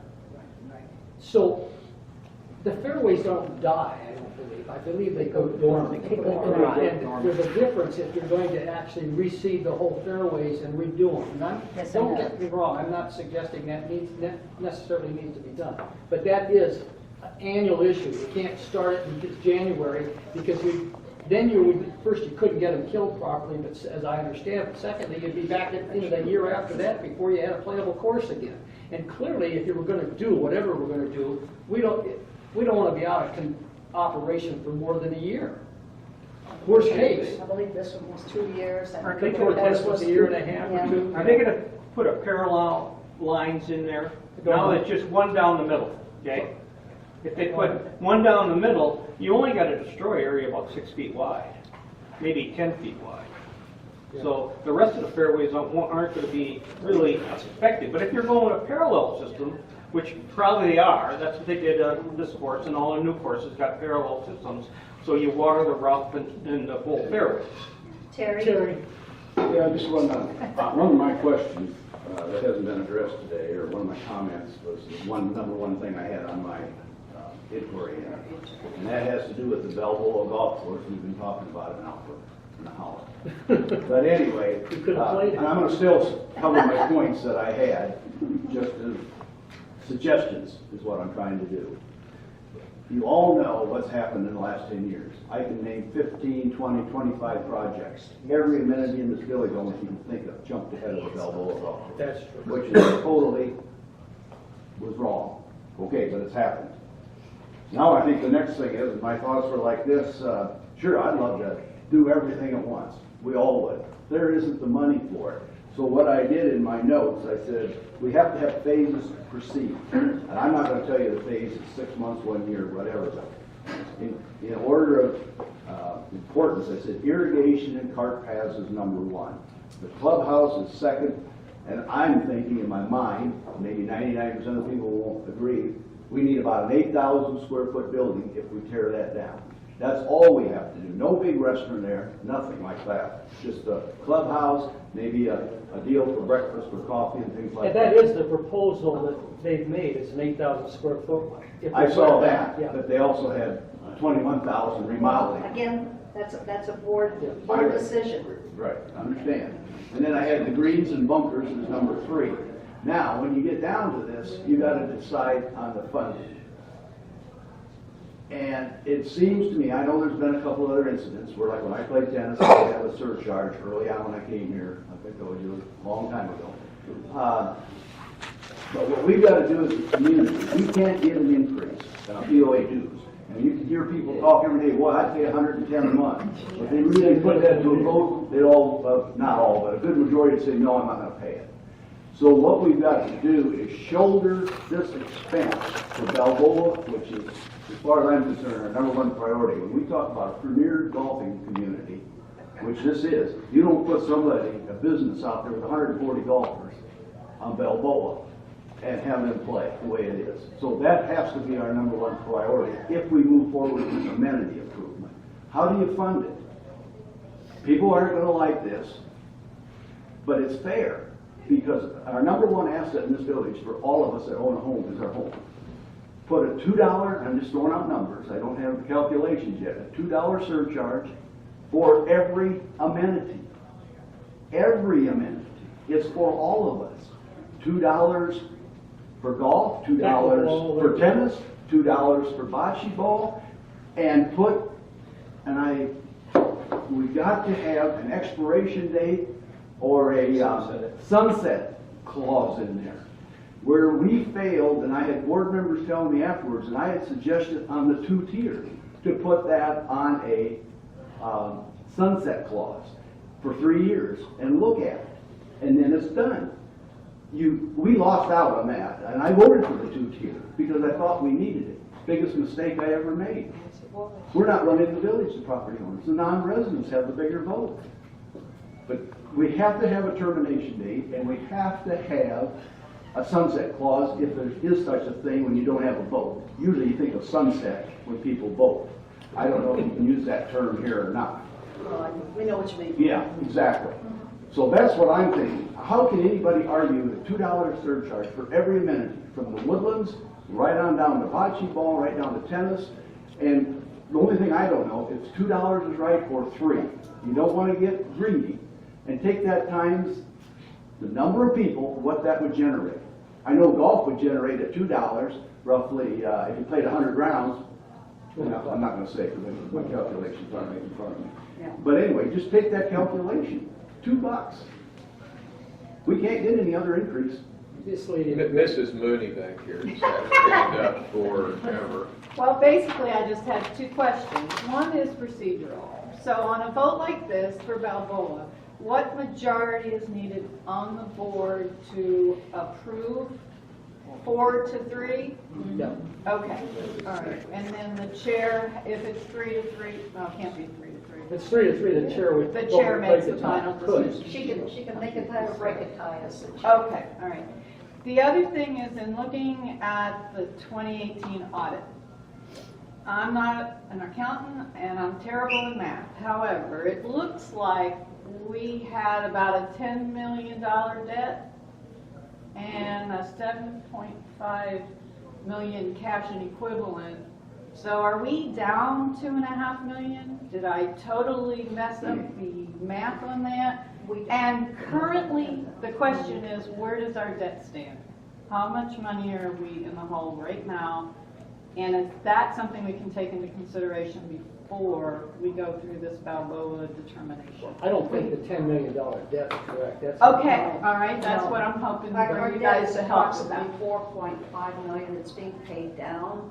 Our debt is 4.5? Right. Okay. Okay. The fire truck was the $1 million fire truck. Okay.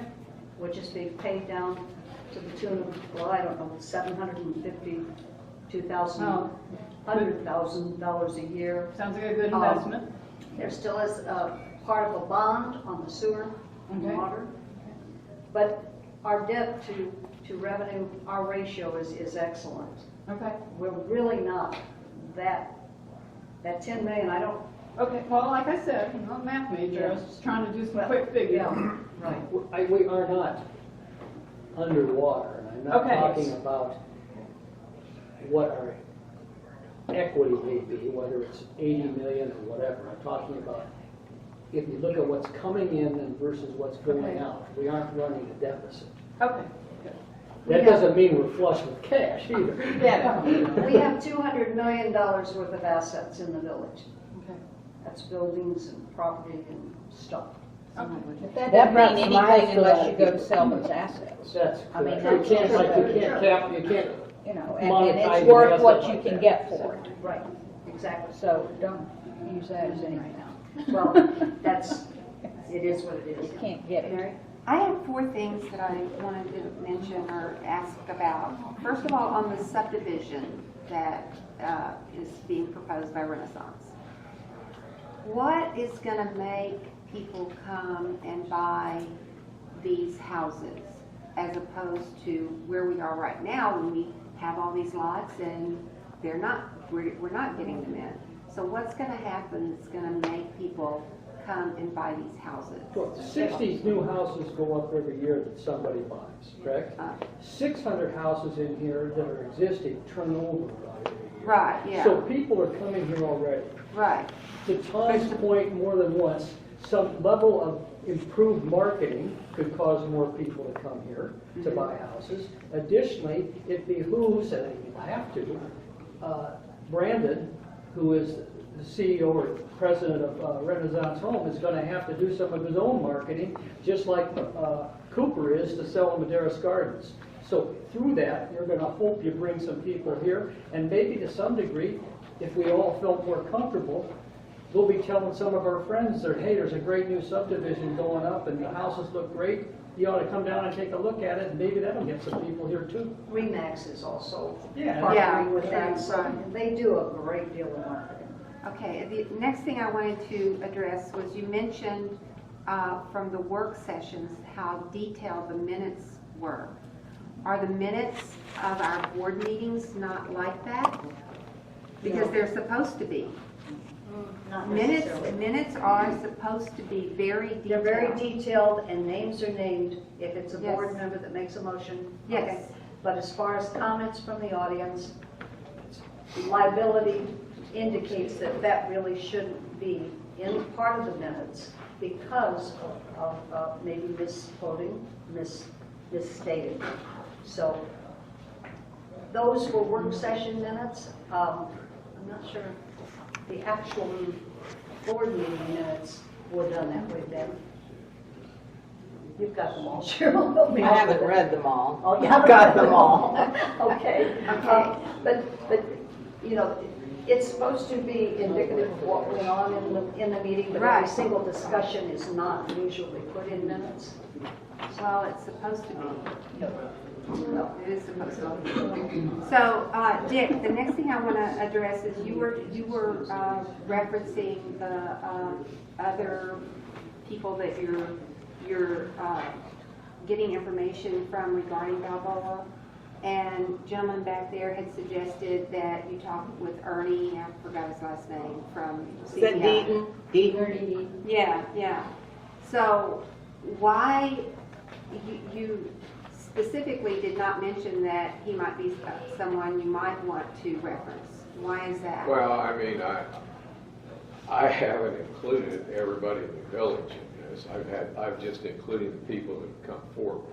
Okay, he didn't come forward to me, and I didn't think to go to him, but we have talked to people such as John Paul and so forth, and we've asked that any former studies be given us. I believe that the architect gave us a report a while back on this. We haven't received that. Gary doesn't believe that we should receive that for his reasons, but no, believe me, we have input. Okay? Well, his suggestion to seek out information from Ernie, I think would be a really good idea. If I don't know that Ernie would just come and say, hey, I think this is what you need to do. I think it would be up to you guys to make that move. I'd like to first to understand what Ernie's real involvement was in the golf courses. Well, Because, yeah, I mean, ask. Tom Clark designed them. Ernie may have well done all the irrigation systems and everything on there so people work for him, but for all I know, I don't know that he did or didn't, okay? He's a good resource, though. Yeah, he's clearly a good resource. Yeah. Okay, and the next thing I wanted to ask about, Leslie talked about, as far as part of funding for Balboa, special assessments. I thought special assessments was one of the things we voted no on in November. There was no special assessment vote, but you cannot get a special assessment to anybody. Residents or non-residents cannot happen unless a majority vote for it. And that's also one of the areas where Cooper gets a vote that is equal in value to all the rest of our votes, because he can approve it or disapprove it. And even if we said we wanted one and he said no, it wouldn't happen. And if he said he wanted one and he didn't want one and we said, yes, we do want one, guess what? It wouldn't happen either. That was not special assessment. That'll never pass now, even if it was the right thing to do. It used to be the United States Golf Association would send some people down to evaluate a course. Because I was Greens chairman at Shreveport Country Club, and they did that years ago. And they were very helpful, and they made suggestions on the entire course. And I don't know if they've been contacted. I think still do True that had people in here, but we don't have any of that information. But I believe Troon had people in here a couple of years ago. But they weren't that expensive, well as I remember, and they were very knowledgeable on the entire course. They recommended the greens, the fairways, everything. And Why would you not have that information? I mean, did you just not ask for it? I don't know that it happened, and I haven't asked for it. We have 15 minutes left. Tom? Not to change off the golf course thing, Oh, because that's a big please topic. do. But I'd like to go back to the new subdivision or whatever. When I know that Cooper's putting in his own new subdivision and there's a contract with Cooper. What kind of a contract do we have, and who do we have it with regard to this Renaissance Remax thing? Renaissance. We have a contract with Renaissance, so I can get a copy of that if I request it. The answer to your question should be yes. I don't know if all the T's are crossed and I's are dotted yet, but there's a commitment on their part and our part to move forward. It may have been signed by now, I don't know. Is this just to buy lots, or is it to do something else? Well, he's buying lots for good purpose, I guess. Well, right, but okay, so if there's a contract, that there must be some assurance then that the POA will complete the road. Oh, sure that's the case. And so if that's there, then there must be knowledge of how much the road utilities and so forth is going to cost. Yes? I would expect so. So how much is that? Don't know. Why That's not? one of the things I brought up, that I said I don't know the specifics to cost to build the road or to lay the infrastructure that, like the sewers. Well, we seem to know that when Cooper wanted to build two houses up in yonder somewhere, that it was going to be $750,000, and that was bantied about up one side and down the other because we were bad-mouthing Cooper at the time. And I would have to think that if you've got a proposal in front of you and they made a presentation, that we ought to know how much it costs before it goes any further, wouldn't we? Well, you know, we are required, according to the declaration, to do this. To do the sewer. Well, it really doesn't matter that you're required to, but it does matter that you know how much it's going to cost. And I would think that Jason Temple on the back of an envelope ought to be able to say, well, yeah, it's going to be a half-a-mile long road, and we got this and that. Give you a number in like an hour. I don't know with the agreements, and maybe you do, Tormey, they're going to start obviously with the spec phone, whether the agreement might be that as we go along. Well, it's only logical to some extent, first off.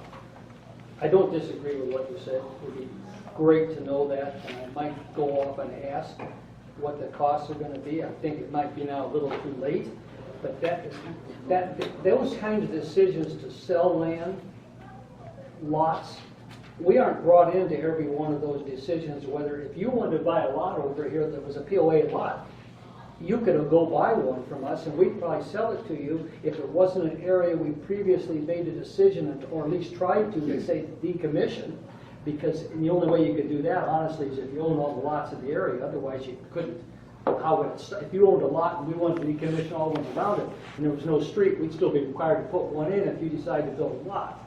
So I'm assuming the areas where we try to do that, like the thing that Brandon's doing, we're looking at what the total cost of adding that infrastructure to be, and not building a house up on top of a mountain where I got to lay 2 miles of asphalt to get to it. And when I looked at where it's located, it's just off of DeSoto, so it's not that huge of an area. It's very consolidated, so I'm sure the costs are a lot lower than what Cooper was gonna get. I'm sure they probably are, but that's not the point. The point is, it seems to me that y'all should know what the numbers are. To answer your question, it wasn't brought to the board to do this, okay? Well, is the board now asking for this information?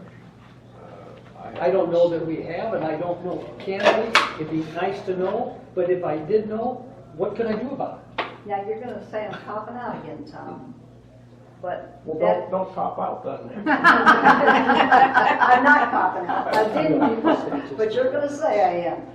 That is the CEO's responsibility, and we given her the goal, or the enterprise goal, and the goal of new rooftops, okay? So let me see if I got this We have right. to give her what she needs to accomplish.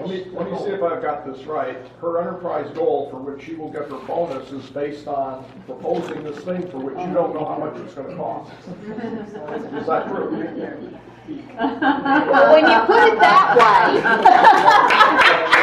it sounds so bad when you put it And that it's still way. my understanding that the POA does not own all the lots on that street.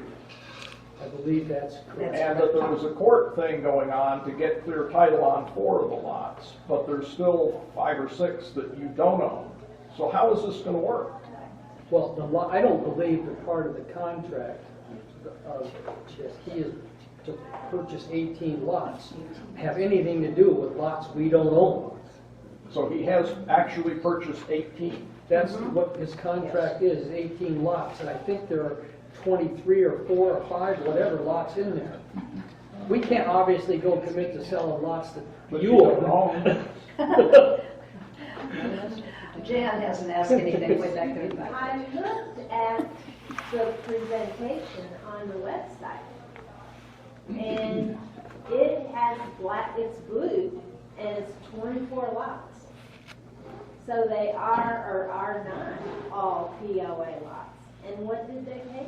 What did Village Homes and Land ask for in money to sell those? You can probably look at the contract and find out. What he paid? I think it was what, are we allowed to say that? That's why I'm not gonna say it. I know what Yeah. he paid for the lots he bought. Yeah. I'm not sure that I want to disclose that in this meeting, but I suspect once that contract is signed, it'll be available, and I believe that we came out fairly well on what he paid for the 15 lots he bought versus what we had in them. Some of the lots we probably had nothing in. So are there 24 lots? Now, I believe Tom there are is more lots mentioning than- there's a different mix. There's more lots in that area than he's purchased. And to Tom's point, some of those lots aren't owned by the POA. So we couldn't sell them even if he wanted to buy them.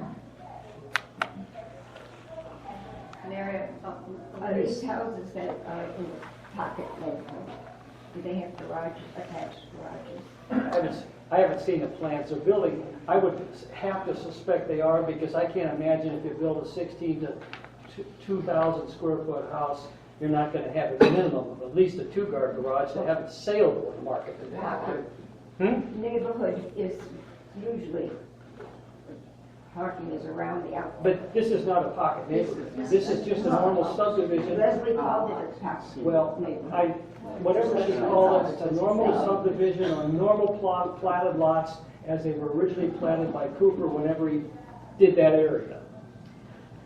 yes, I'm sorry, Mary, the lady back there is Well, not I'm so going to worried. change the subject. I know we're running out of time, but I wanted to ask this.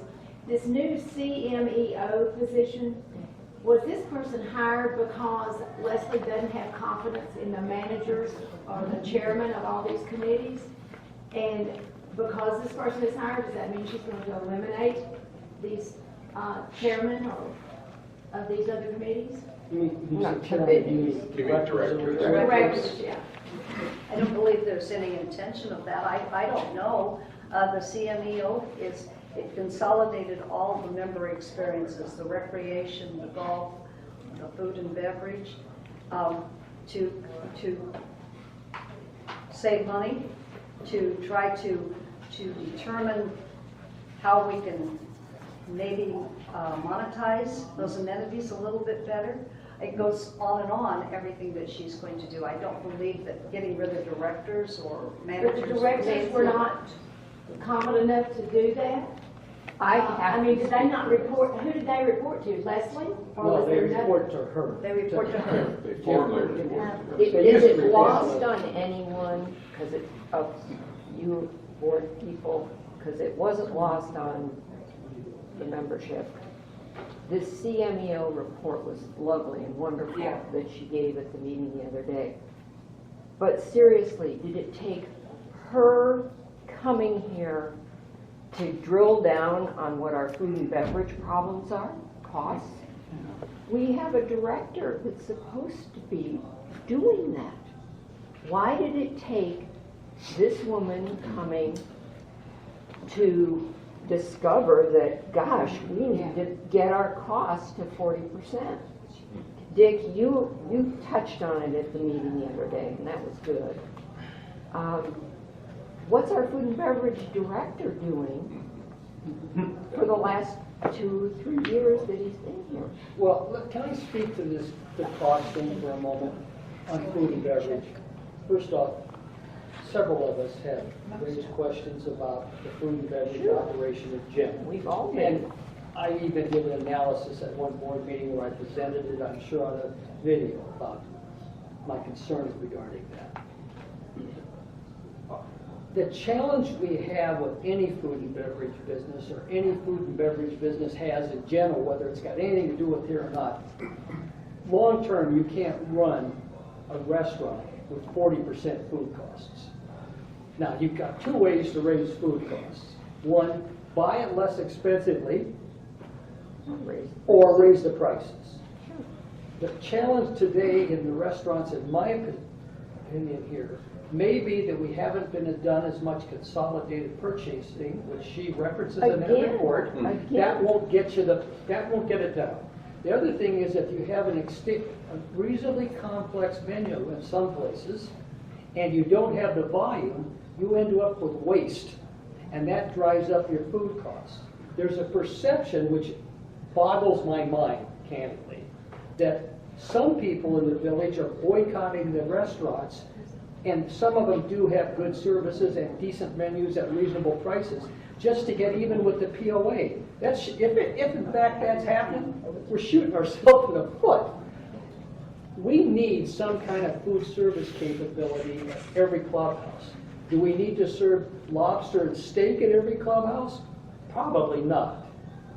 But we do need to figure out over some reasonable period of time how to get those prices down in line with normal market margins, such that we can attract people and actually run the businesses. Between a CFO and a food and beverage director, you mean to tell me we haven't been able to get to that point, and it took the CMEO to come in here and say, gosh, maybe we need to look into this deeper. Before the issue there, and I'm going to give you a personal thing. I don't care if every restaurant makes a profit. What I care is whatever we own in restaurants, get to the point where they can be break even. If this one loses $5,000, but that one over there makes $5,000, I'm okay with that. Because it's the overall food and beverage operation that's important to me, not just one particular location. And clearly, we aren't there. And again, we've now apparently put the staff through a Club Management Association of America retraining. That could have been done. What was that?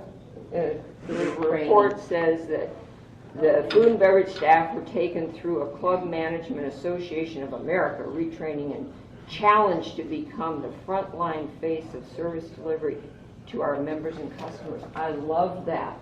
But why did it take having to have another chief person come in order to accomplish that in just a mere 2 months that she's been here? Involved in so much more than But just food why and beverage. hasn't it been done, Nancy? Yeah, I can't answer that question. Linda, I'm the retailer in the room. Then okay? it is lost on you guys, apparently. I'm the retailer in the room, I know that. And have been a CEO of many different retail companies and have great food experience backgrounds. I'm not allowed to get down in the weeds I know that. on a question like that, okay?